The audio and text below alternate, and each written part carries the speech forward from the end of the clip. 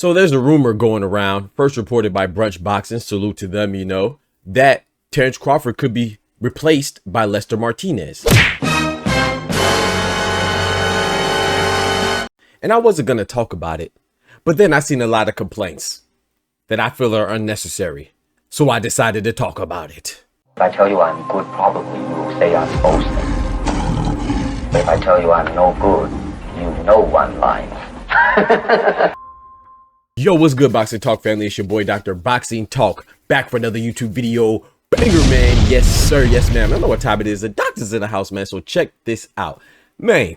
So as I said in the intro, man, it's been rumored that there's going to be a replacement for Terence Bud Crawford in the scenario that he can't make the fight, whether it's illness or injury or some other unforeseen event that's unfortunate that transpires, right? And that will withhold him or keep him away from the Terence Bud Crawford Saul Canelo Alvarez fight in September, you know. And I've seen a lot of people in an uproar. I'm like, what are you uproared about? You know, what are you mad about? What are you outraged about? I mean, there's usually a replacement when it comes to large, you know, fights of big magnitudes, especially when you talk about the face of boxing, Saul Canelo Alvarez, aka Cinnamon.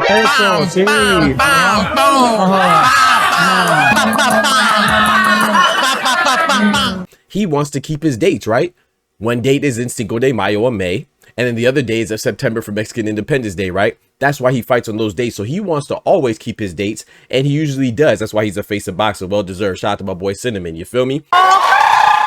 So in the scenario that Terence Bud Crawford is unavailable, we've been seeing that quite a bit lately, right? You know, Daniel Dubois fell ill, had to pull out of his fight against Joseph Parker earlier this year. Floyd Kid Austin Schofield fell ill, and he had to pull out of his fight with Shakur Stevenson. You know, Sam Goodman pulled out of his fight multiple times against Naya Inoue because he had a cut.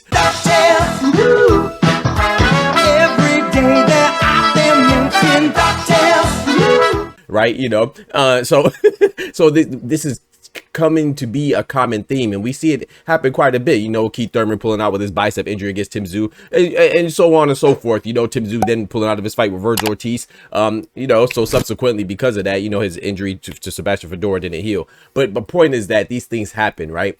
And we're not saying that it's going to happen, but if it does happen, hypothetically, you know, that we want to be prepared for, right? And Lester Martinez, I think, is a good replacement. But I see a lot of people saying, who the fuck is that guy? Who the fuck is that? You know damn well who I am. Who the fuck is that? You know, they don't know who Lester Martinez is. And a lot of times, us as boxing fans, we think of that as an indictment on the fighter. No, if you don't know who Lester Martinez is, maybe you just don't pay attention to boxing as much as you think. Lester Martinez was just on Pro Box, right? He was just on Pro Box against the undefeated Joshon James. And shout out to Joshon James. He put up a good fight, but unfortunately for him, he was on the losing side of it by devastating knockout. Lester Martinez made a decent showing and made a statement of himself, you know.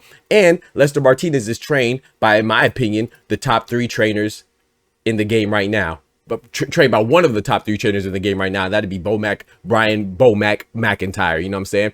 Coincidentally, is Terence Crawford's trainer as well. So he's coming from a good training camp. So you should be excited from that standpoint. And like I said, he just had a great showing against Joshon James. And if you watch Lester Martinez, then you know that he's going to come to fight. If he doesn't do anything else, he's going to come to fight. And he's the big, sizable, light heavyweight, right? Coincidentally, Terence Crawford is a WBA champion at 154 pounds, right? Well, he's ranked number 2 in the WBA rankings at 168. The same division Saul Canelo Alvarez is in, right? So my question is this to you, right? It's so easy to complain like a bunch of little bitches. Nigga, you's a bitch! You know, but what's harder to do is find a more appropriate, more optimal solution, right? So I want to ask you this. Tell me an opponent that you would prefer for Saul Canelo Alvarez to fight in the 168-pound division. I'll wait. 1 hour later. Matter of fact, forget waiting. I'm impatient. Let's go through the options, right? Would you be more satisfied if Cinnamon was fighting, let's say, I don't know, the interim champion in the WBA? Yeah, that'd be Caleb Sweethands Plant, one of my favorite fighters. But you know what happened? Last time he fought Plant, he knocked him out. So he already fought him already. Oh, would you rather him fight Edgar Berlanga? Oh, well, that'd be a rematch. He beat him too.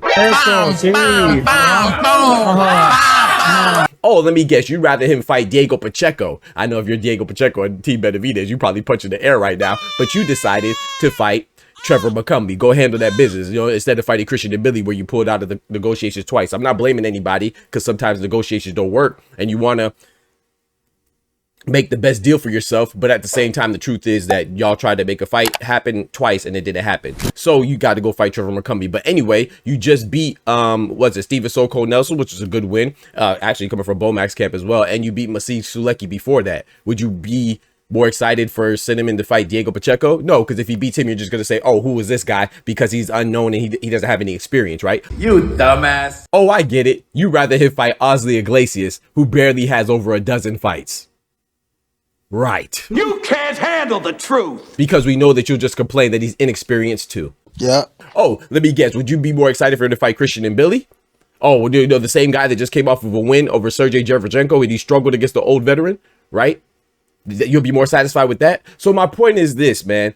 Lester Martinez, I think as a replacement, you know what I'm saying, not a priority, as a replacement is a good replacement. I don't see what's the problem with this. You know what I'm saying? If it happens, like I said, he's being trained by Bomac, who I think is one of the top 3 trainers in the game right now. You know, you have Robert Garcia, who is he's training, you know, guys like Virgil Ortiz and Bam Rodriguez, you know what I'm saying? And he's a most recent recipient of the Trainer of the Year. So then you got what the other guy is, what I would say Bozy Ennis, who's another top trainer, right? He has he's training Stephen Coolboy Fulton, of course, his son, unified champion at welterweight, Drawn Boots Ennis, and he trades he even has a female champion, O'Shea Jones, you know what I'm saying? Shout out to him. And then the other guy who I think is, you know, rounds out the 3 would be Brian Bomac McIntyre, right? Of course, he has the top guy pound for pound in Terence Bud Crawford. Then he also trains a current WBO champion at 135, Keyshawn Davis, and not to mention the other fighters that he has. So I think from a background standpoint, even from a, you know, particularly training, I think Lester Martinez, being one of his fighters, is in good hands, you know. So I would think that they would have a good game plan, and you better believe that Lester Martinez is helping Bud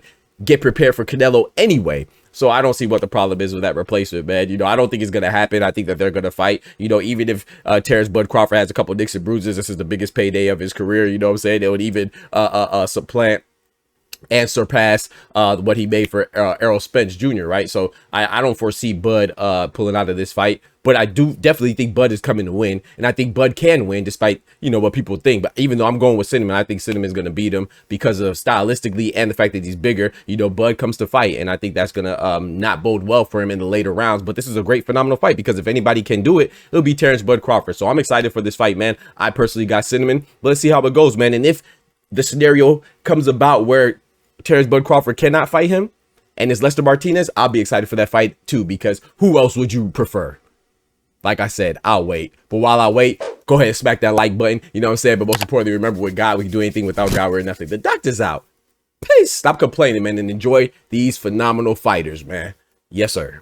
From the hood to college, both worlds they had to meet. 6 degrees between us, so cold, we're about to freeze. But we're Florida boys, hot takes, we bring the heat. We're moving the culture, the engineers to the streets.